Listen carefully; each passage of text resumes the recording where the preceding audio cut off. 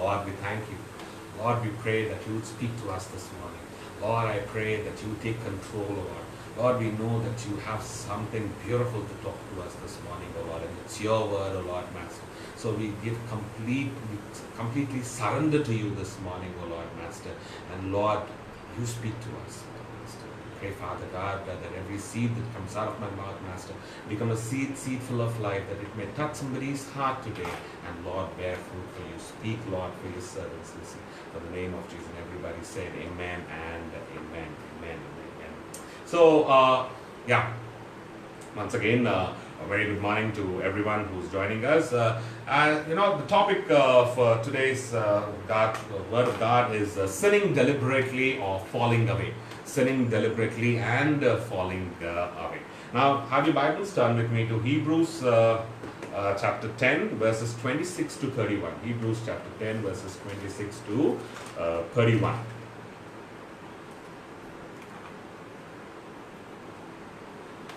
Let me read it out to you. If we deliberately keep on sinning after we have received the knowledge of the truth, no sacrifice for sin is left, but only a fearful expectation of judgment and of raging fire that will consume the enemies of God.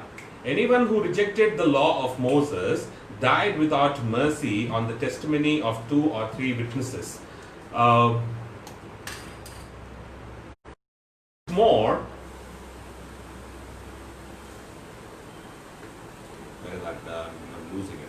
How much more severely do you think a man deserves to be punished who has trampled the Son of God underfoot, who has treated as an unholy thing the blood of the covenant that sanctified him, and who has insulted the Spirit of grace? For we know him who said, "It is mine to avenge, I will repay," and again the Lord will judge the people. It is a dreadful thing to fall into the hands of the living God.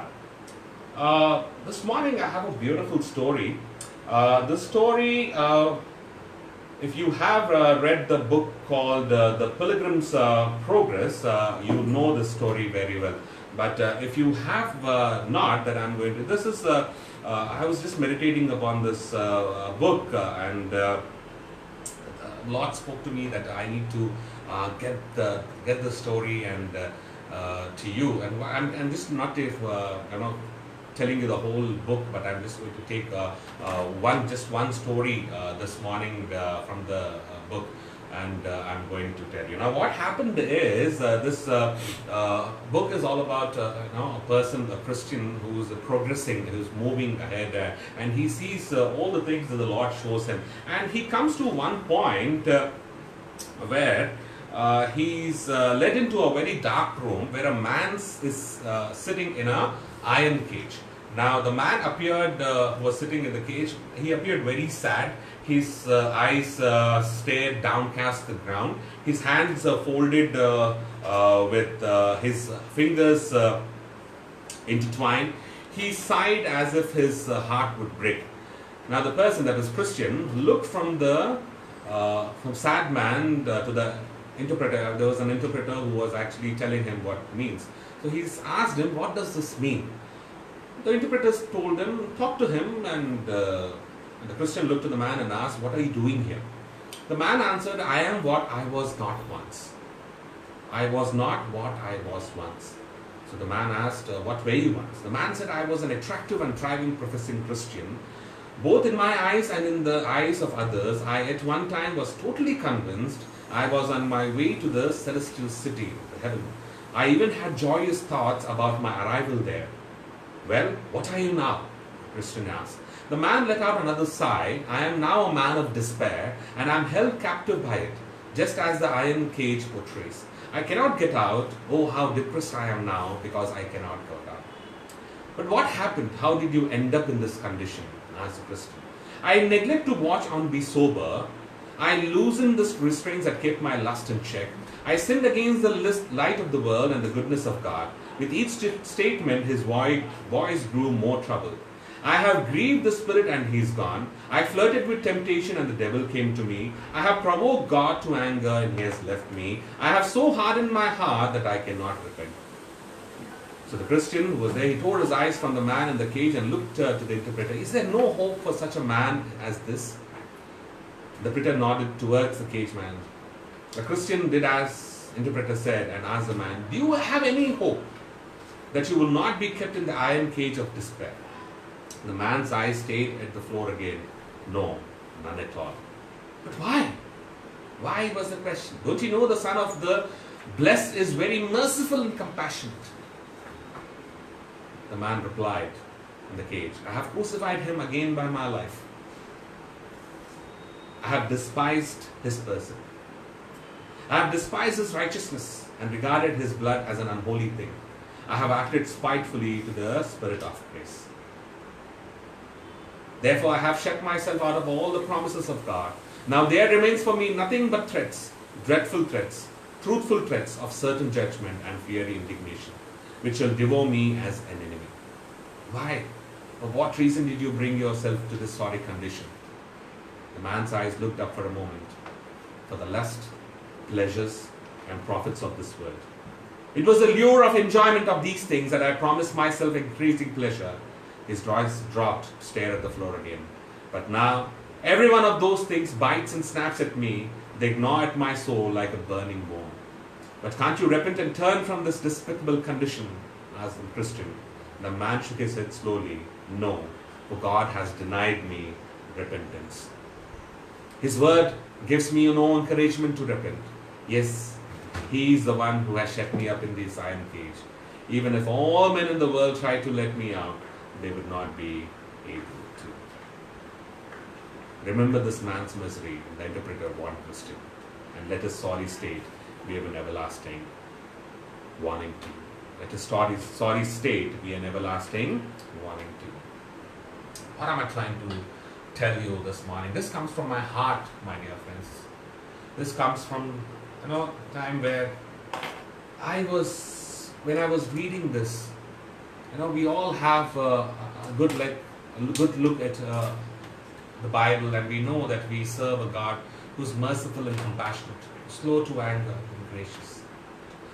When we look at the story, we know that there is something more when you take God very casually.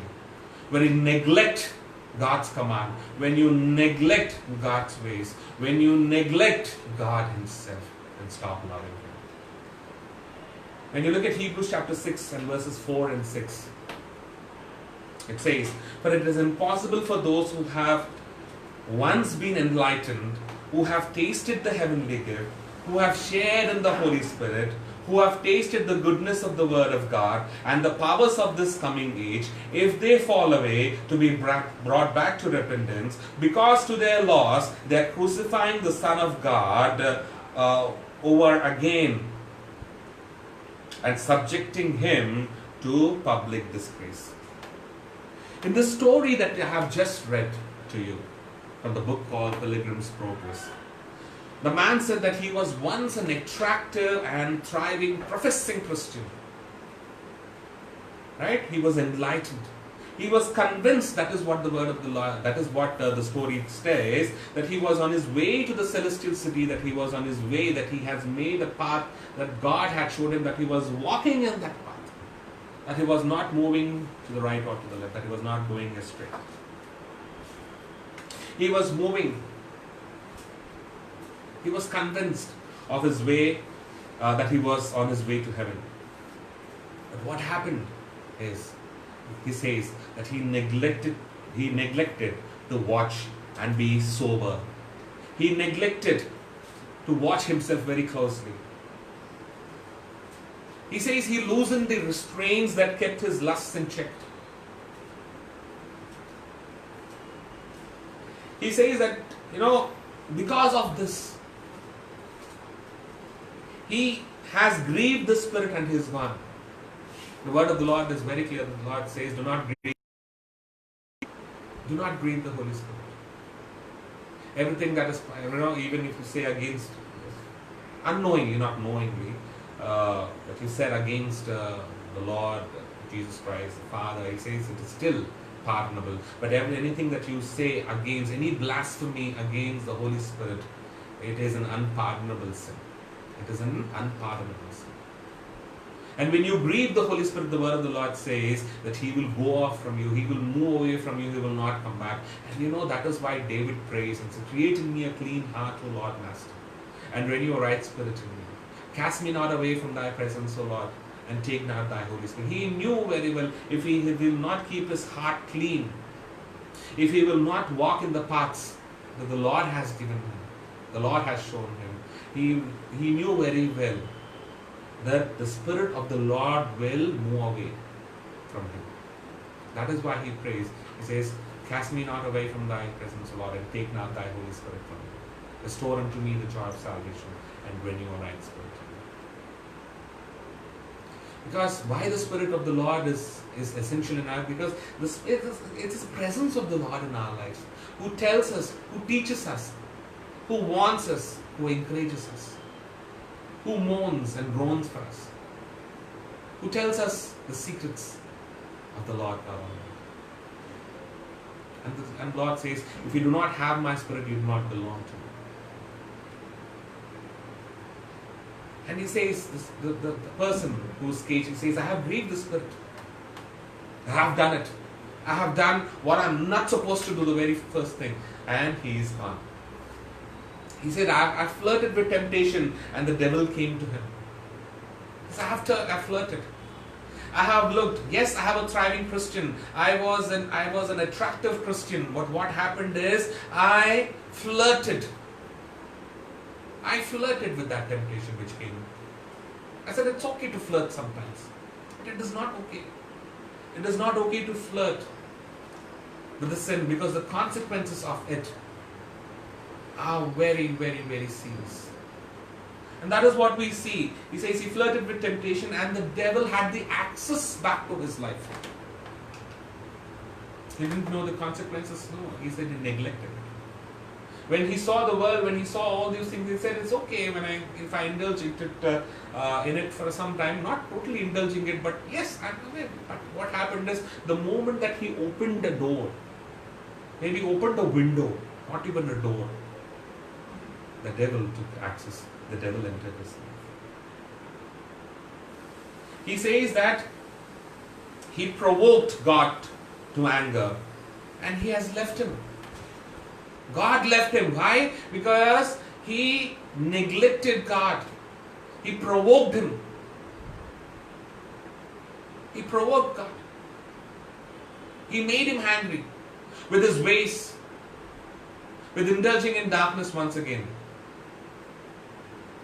And he says he has so hardened his heart that he cannot repent. Just imagine this, that a person who sins, what he does is he comes back to God. There is a guilt. He comes back to God and says, Lord, I repent of my sins. Right? But here he says that there is so hardening, that now the heart is so hardened that he is unable to repent of his sins. But he knows that it is not going to be any ways that is not going to help him. That is what he is imagining. He says, I will not be helped anymore. I cannot repent. The repentance is taken away. He knows for sure that he has made his way to hell. Why? Because he has crucified Christ again by his living. He has crucified. And that is what Hebrews chapter 6 says. That to their laws they are crucifying the Son of God once again, over again, and subjecting him to public disgrace. By what? By what? By falling away. It says, if they fall away,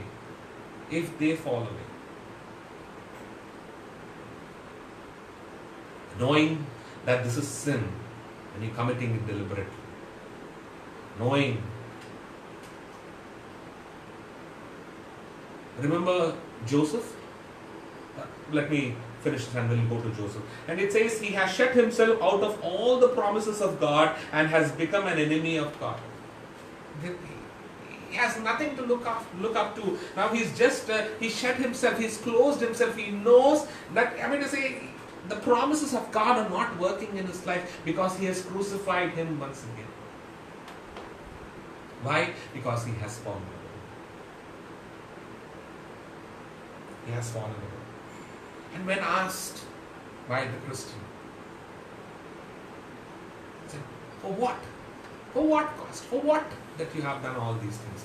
You say that you have been a very good Christian, you have been a very attractive Christian, you said that you were going to the heaven, you were walking, for what? He said, he did all these things for the lusts, for the pleasures, and the profits of this world. He said he did all this for the lusts, for the pleasures, and the profits of this world. And here the story reminds us. It says, remember this man's misery, and let his sorry state be an everlasting warning to you. Let this man's misery, his sorry state, be an everlasting warning to you. As I was saying, Joseph, when he was in Potiphar's household, Potiphar's wife calls him and says, come sleep with me, because this man was young, was handsome, young man. And the one thing that he said, how can I sin against my God? He never said that, how can I sin against this, and how can I sin against that, how can I sin against... He said, how can I sin against my God? And he ran away from him. My dear brothers and sisters in Christ, the word of the Lord says that temptations will be there. They are part of our life. They are part of our life. The most important word of the Lord says, the one he is blessed who falls away, who moves away from them. When you overcome them, the word of the Lord says that you are blessed, that you are crowned. I want to ask you this question as we move forward. For what? For what are we neglecting? Christian, I'm asking you. For what are we neglecting? For what are we falling away from God? For what costs? For what enjoyment? For what pleasures in our life? The word of the Lord has already warned us, my dear friends.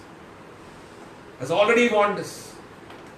And the Bible teaches, my dear friends, that Christians, that is born again or saved men, can also return to an evil heart of unbelief, depart from the living God, be hardened by deceitfulness of sin, be cut off by God, and be finally lost. It can happen.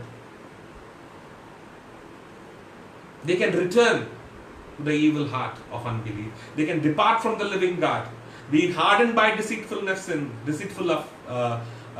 of sin, be cut off by God, and be finally lost. This is called apostasy. The Bible has a name for it. This is called apostasy. And apostasy, my dear friends, is a willful falling away from or rebellion against God. It's a willful falling away.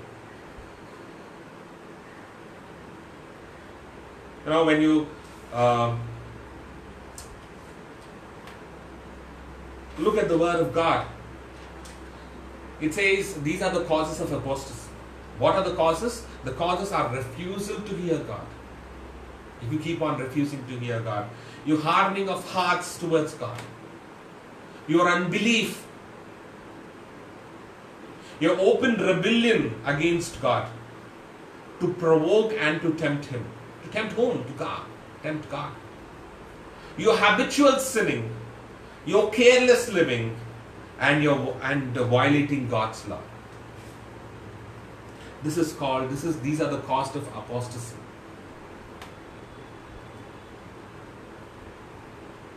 This is knowing and still doing. And as I have titled, sinning deliberately. sinning deliberately. The time has come. Christian, the time has come for you to wake up. Because the word of the Lord says in Ephesians chapter 5 and verse 14, wake up, sleeper, rise from the dead and Christ will shine on you. You need to rise from the dead. You cannot be sleeping. You cannot be lazy. You cannot take God casually. You cannot neglect His word. You're doing it, deliberately. You're doing it knowing the consequences of it.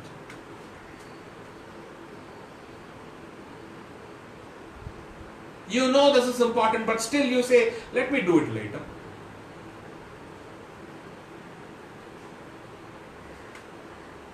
You have taken, to say, if there is, to say, are you giving priority to God? Are you sitting with Him?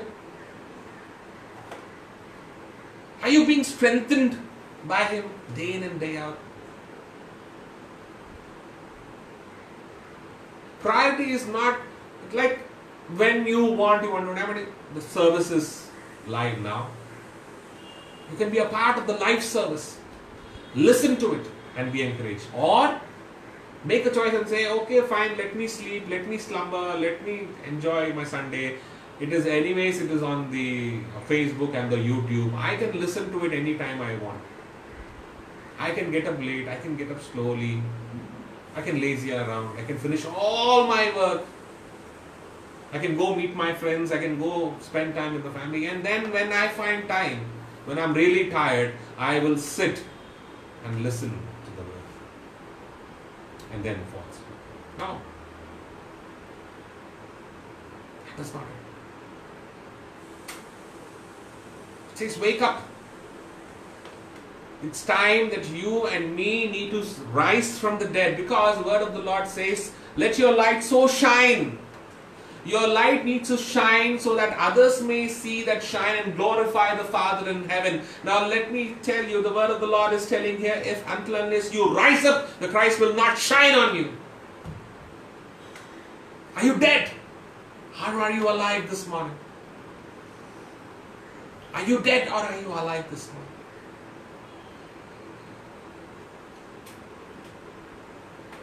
The word of the Lord teaches us that you need to discipline your body and keep it under control.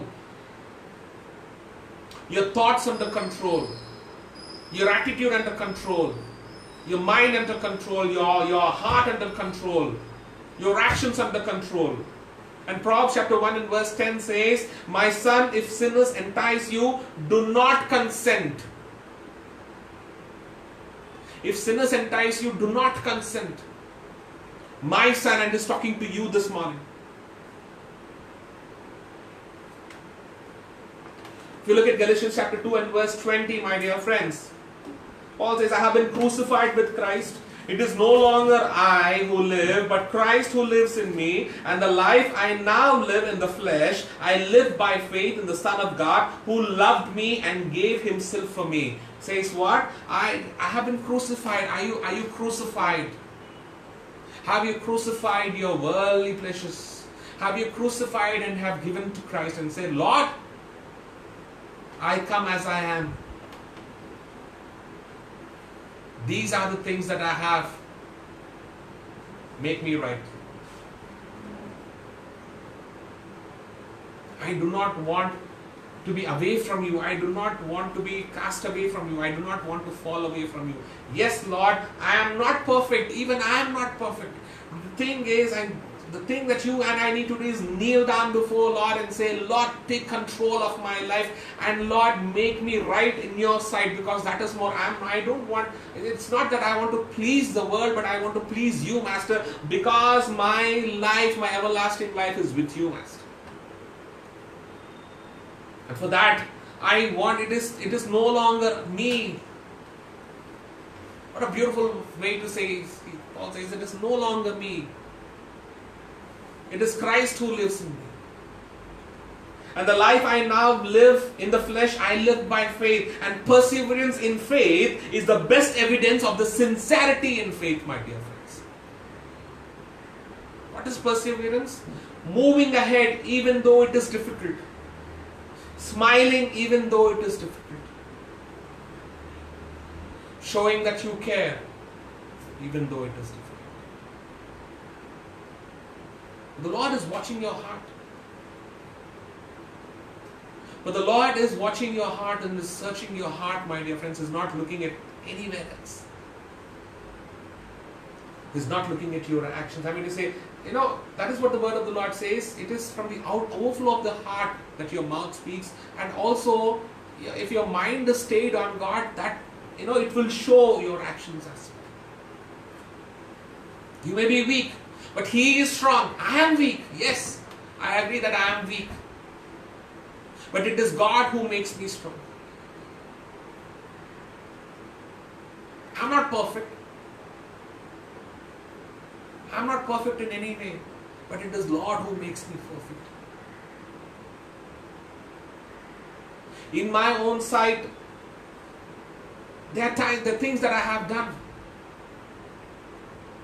that are not perfect, that are not right. But that doesn't make me a good Christian. But when I submit to my Lord and say, Lord, I want to walk with you, I want to live for you, I want a right living, my Lord, and I submit myself to you with whatever I have, with my sin, with my filthiness, with all that I have, Lord Master, I come to you. The Lord takes out our clothing, takes out our rags, takes out our filthy clothing and dresses up with the heavenly clothing. With the purple clothing.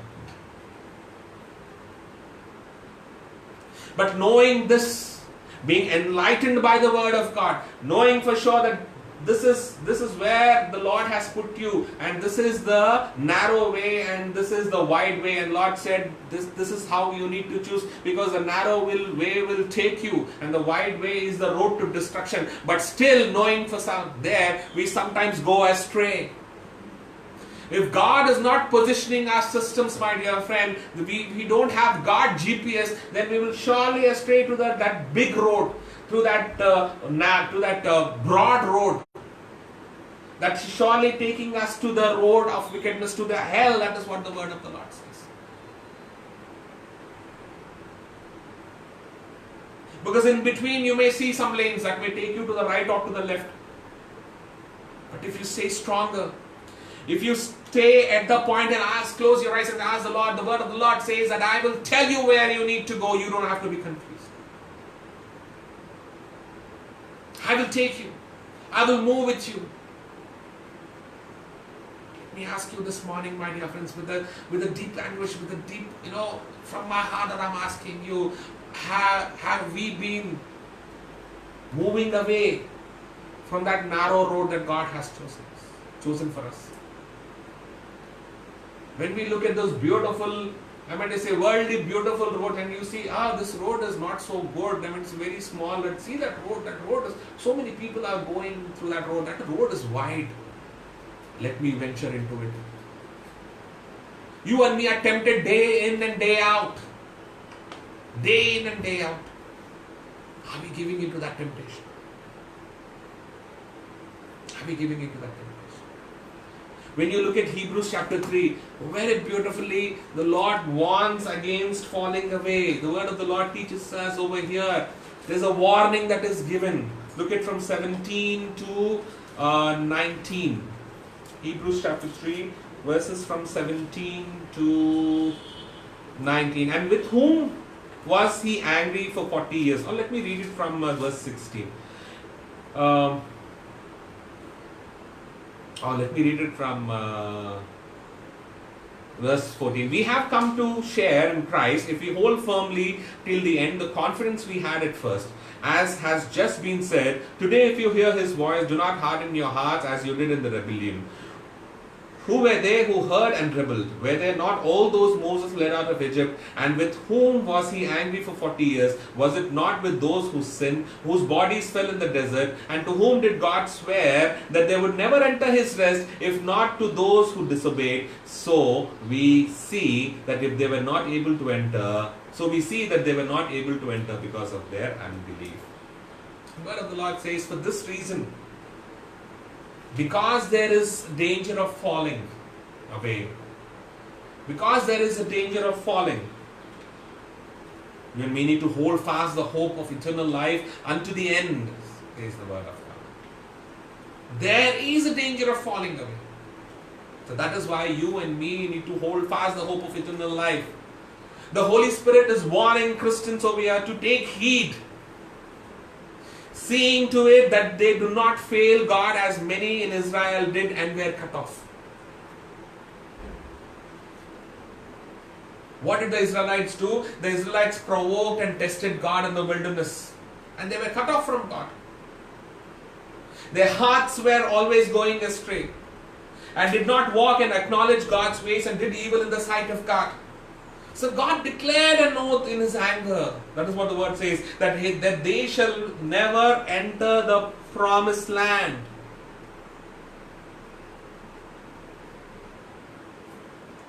And when you look at those, and Paul warns Christians as well, taking this story, he says, by the examples of Israel's failure in the wilderness, they were brought out of Egypt with the fullest assurance of blessings. You and me are brought out of our slavery. You and me are brought out of our bondage. You and me are brought out of our sinful life and wicked life with fullest assurance of blessing, prosperity, and eternal life. But by their sin and unbelief, they came short of the promised blessing, fell in the desert, and were cut off from God. And by the sin and unbelief, we also come short of the promised blessing, of the promised eternal life. We will fall, and we will not be able to get it, because God is going to cut us off. Yes, I believe, yes, it is true that we have a God who is compassionate. You must be saying, what is this man talking? We are talking about a compassionate God. We are talking about a merciful God. We know that He is a God who would forgive our sins. Yes, He is a God who forgives our sins. He is the Lord. When we come to Him in repentance and ask Him, Lord, I know that I have sinned. And Lord, I know that I have committed a mistake. I know that you will for sure forgive me. But till when, my dear friends? Because once you have seen the light, and once you are light, the word of the Lord says you cannot be any more a part of darkness, or you cannot be darkness. Once you know the love, you cannot hate. If you are hating, that means you do not love. There is no chance. With God is love. With God is life. And that is why He says, when we look back at the story, He says, can't you repent and turn from this despicable condition? The man in the cage says, no, for God has denied me repentance. If you want to take every day God and put Him on the cross every day through your life, and yet say in the night, Lord, forgive me, and next day morning you go back to your own self and say, you put God on the cross again, and you adjust. And you adjust whether God is hanging on that or not, seeing for sure, perfecting Him to be hanged on the cross. Do you think that you will be forgiven? Do you think that I will be forgiven?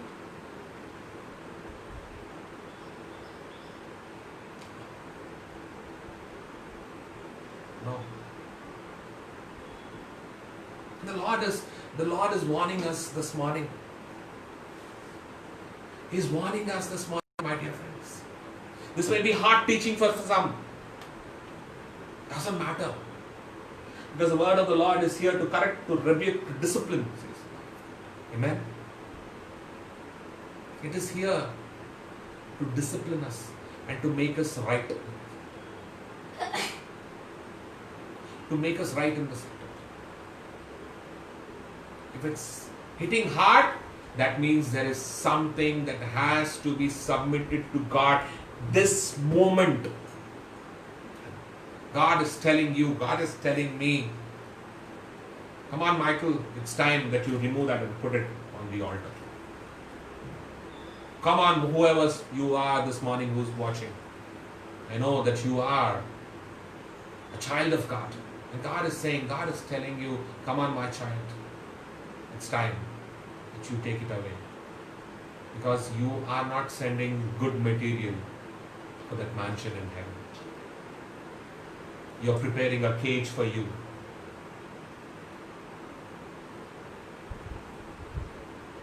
No matter how much you may pray, no matter how much you may do, but still if there is something that you think that this is what I have to remove from my heart, and if you are not doing it,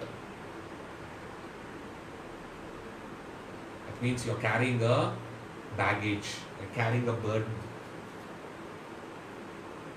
No, the Lord is saying, give it to me. Give it to me. Love as I have loved you. Forgive as I have forgiven you. Share as I have shared with you. This is what the Lord says. And if you are unable to do that, then also you are falling away. If you are looking to the world, you are falling away. And the word of the Lord is saying that you and me need to endure to the end to be saved. We need to endure. We need to be there. We need to walk. We need to set our paths right and say, no, we need to persevere in spite of difficulties, in spite of whatever it is. We have to take it from our heart, take it from our mind. If you have anything against anyone, take it off and say, put it on the altar and say, no, this is not going to put me on this earth. This wickedness is not going to put me. If you have that love for that pleasure, it is not going to put you. Tell it, speak to it and say, you're not going to put me over here. God has given you that authority. Tell that wickedness, tell that pleasure, tell that hatred, tell that, whatever it may be, that weakness of yours. Tell it, you are not going to keep me here. I have a promised inheritance. You are not going to cage me. It says you and I need to hold fast the hope of eternal life to the end. You and me need to hold on to that hope. You and me need to hold on to that hope, my dear friends. Hold the beginning of our confidence steadfast to the end. What you were at the beginning, make sure that what my prayer is, I say, Lord, help me to finish far better than where I have started. That means I want to grow. Holding on to the beginning, having my foundations, not let my foundations be moved. I want to be on that foundation. I want to construct on it, and go on constructing on it. Show the same diligence to the full assurance of hope to the end. Show it. The same diligence that you had in the beginning. Do not move away. Overcome and keep Christ's work to the end. Overcome.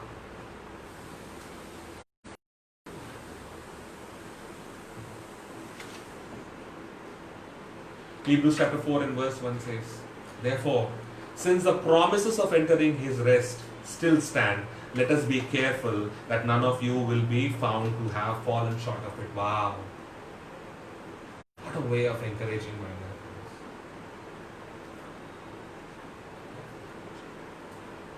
It says, therefore, since the promise of entering his rest still stands, because we say there is still time.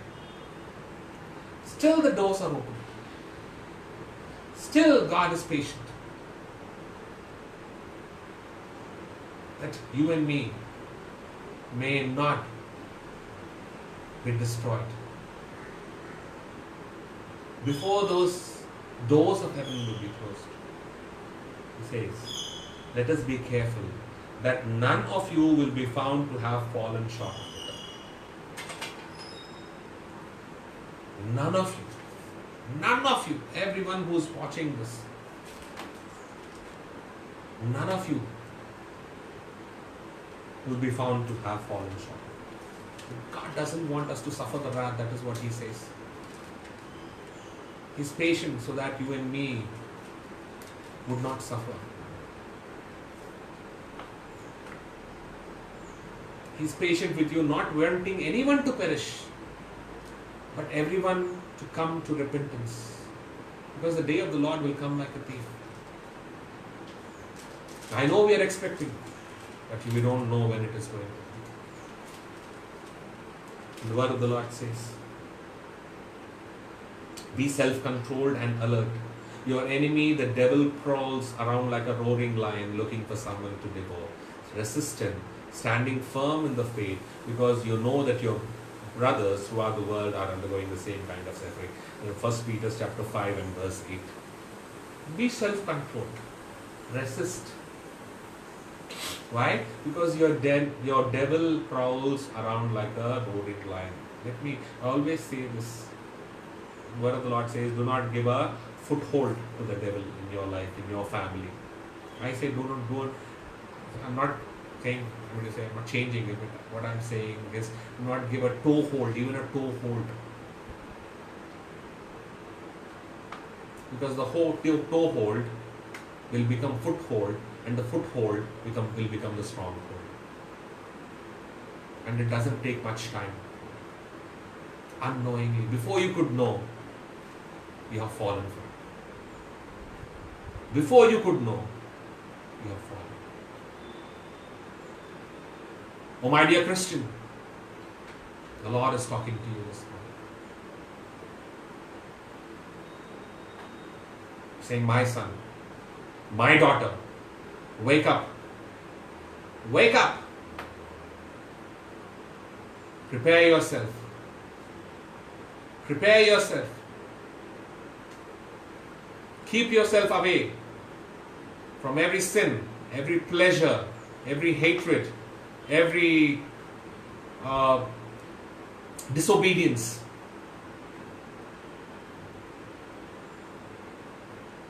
And the Lord shall shine on you.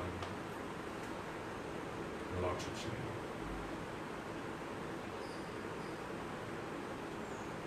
you. I hope the Lord has spoken to you this morning. Because He has spoken to me to speak to you this morning. Endure. Let us not sin deliberately. Let us not fall away. It is not worth it, my dear friends. It is not worth it. It is not worth it. Anything,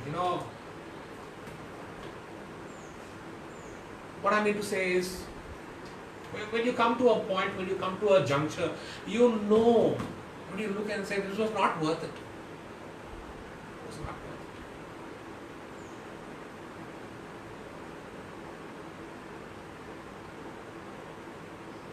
You would think, why did I do it? I was childish in my behavior. Before it could be too late. Rise up. It really touches my heart. It pains my heart this morning. Because this is what the Lord wants us to do. This is what the Lord wants us to do. Let's close our eyes at this moment of time. And whatever you may have this morning, maybe a sin, maybe a pleasure, it may be an act of disobedience, maybe you're unable to love, maybe there's hatred, maybe there is something that is bothering you. My dear friends, why don't you? I'm seriously asking, why don't you keep it on the altar of God and sacrifice it? See how it would change our life. See how happy and joyful our life would be. Why don't you try it? Why don't you make this effort this morning. You have been there in that position for a very long time. It's enough. The Lord says, come out and I will bless you. Wake up and I will shine upon you. Anyone. You may be there in that pleasure for a very long time. And you may be saying, Lord, please help me. The Lord is here speaking to you this morning. Say, come out. I will strengthen you. I will be with you. I will go before you. I will stand beside you. I will be your rear guard. I will not leave you. I will not forsake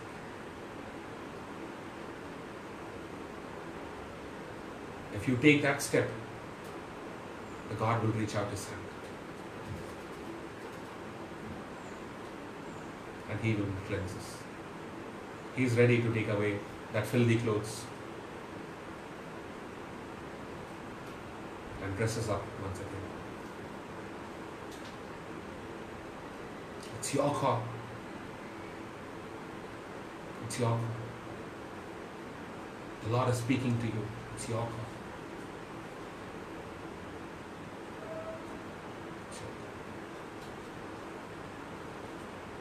Yes, Father. To what cost, O Master, that we are neglecting you and your word and going after the pleasures. What a wonderful and a beautiful story, Master, which you have taught us and warned us against falling away, Master. Yes, Lord. The temptations are there. But we are not supposed to yield.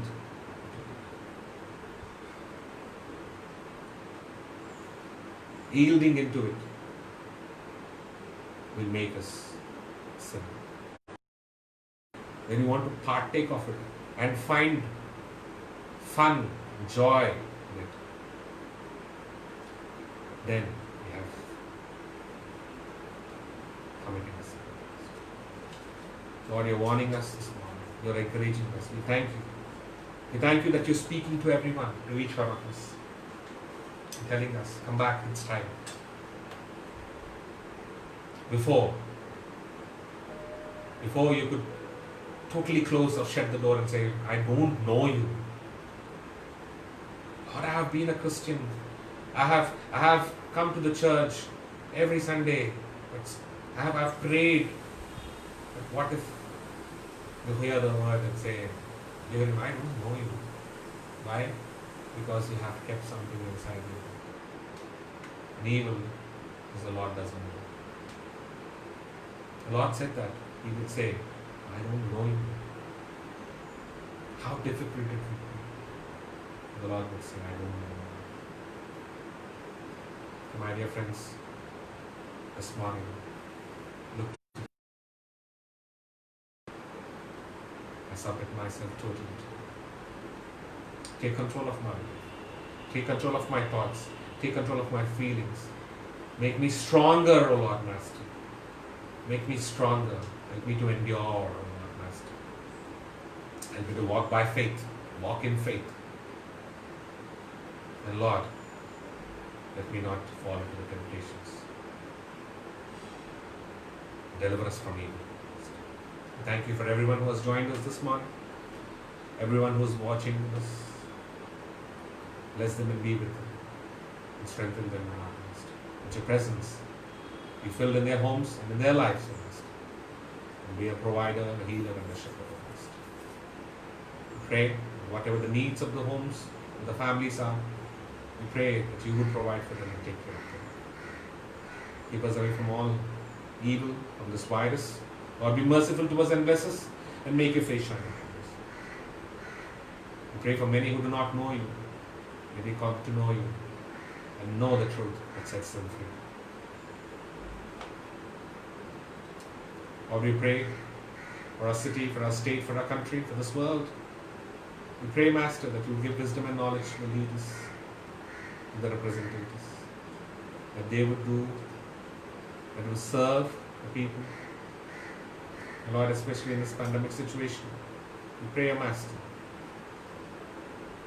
that many come to know you, repent of their sins, find forgiveness. Lord, we pray for everyone who's working continuously, the doctors, the nurses, the medical staff, the government officials, everyone. Be with them, Lord Master, give them wisdom and knowledge. We thank you this day and for this hour. We pray for the peace and prosperity of our country, peace and prosperity of Jerusalem, Israel and Jerusalem. Peace and prosperity all of them. And bind every kind of evil, every force of darkness, every principal demon, every work of the enemy. And pray, Lord, that no weapon that is formed against us shall prosper. Defeat every tongue that accuses. Be with us through this week and help us to live a life which is acceptable. For this we ask in the most precious name of our Lord and Savior Jesus Christ, who taught us to pray. Our Father, who art in heaven, hallowed be thy name. Thy kingdom come, thy will be done, on earth as it is in heaven. Give us this day our daily bread, and forgive us our trespasses, as we forgive those who trespass against us. And lead us not into temptation, but deliver us from evil. For thine is the kingdom, the power, and the glory, forever and ever. And now, in the grace of the Lord Jesus Christ, the love of the Father, and the fellowship of the Holy Spirit rest, remain, and abide with each one of us, both now and forever.